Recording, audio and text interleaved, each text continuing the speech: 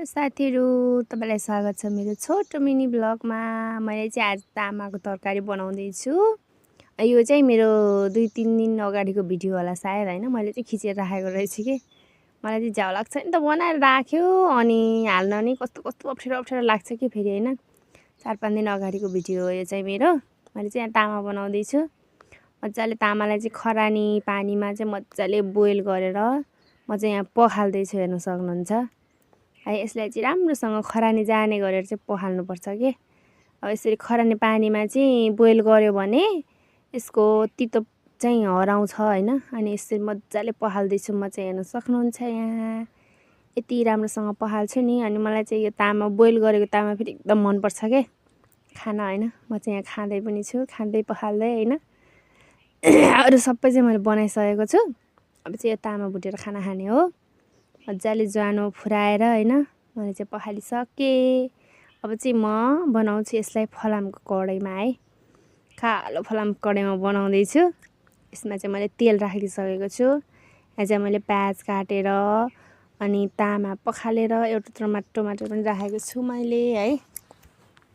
यसमा चाहिँ अब म राख्छु मेथी। अनि यता चाहिँ मेरो बाबु खाना खाँदैछ, उसले चाहिँ तामा खान्न रे।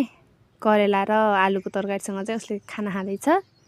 अनि म चाहिँ यहाँ हाल्छु ज्वानो। यसरी मजाले ज्वानो फुराएर खानुपर्छ के तामामा चाहिँ ज्वानो। अनि तोरी फुराउनुहुन्छ कसैले, म चाहिँ ज्वानो नै फुराउँछु। अनि यसमा चाहिँ मैले खुर्सानी प्याज राखेर मजाले भुट्छु है, खुर्सानी प्याज। अब चाहिँ म यसमा टमाटर राख्दैछु। राम्रो हुन्छ नि त टमाटर राखेको पनि। अनि यसलाई चलाएँ एकछिनसम्म मैले।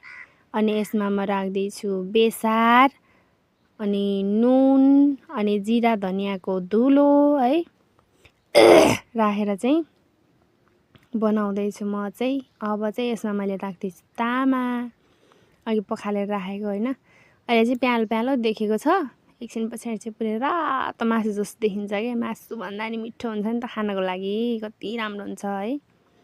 मलाई चाहिँ एकदम मनपर्छ यो तामाको तरकारी। मजाले यसरी भुटेर यसको पुरै कलर नै चेन्ज हुनेको तरिकाले चाहिँ मैले यहाँ भुट्दैछु, हेर्न सक्नुहुन्छ।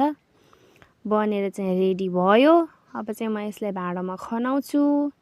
यो कराई उतारेर होइन आगोमा यसरी बनाउने एकदम राम्रो लाग्छ कि मलाई पनि आगोमा खाना बनाउन है। कहिलेकाहीँ चाहिँ दिउँसो बाबुलाई नास्ता चाहिँ ग्यासमा बनाउँछु, तर खाना चाहिँ प्रायः जस्तो म बिहान बेलुका आगोमै बनाउँछु।